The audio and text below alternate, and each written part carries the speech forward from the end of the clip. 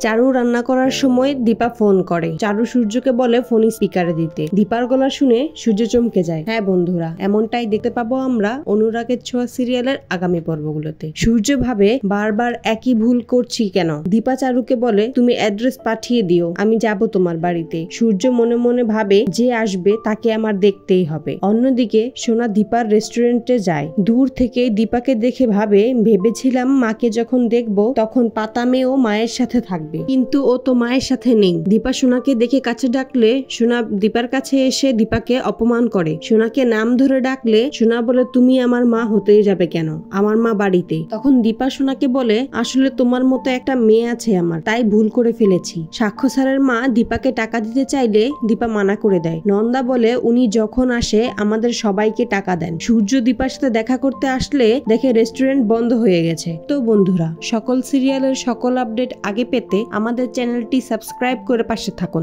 ধন্যবাদ।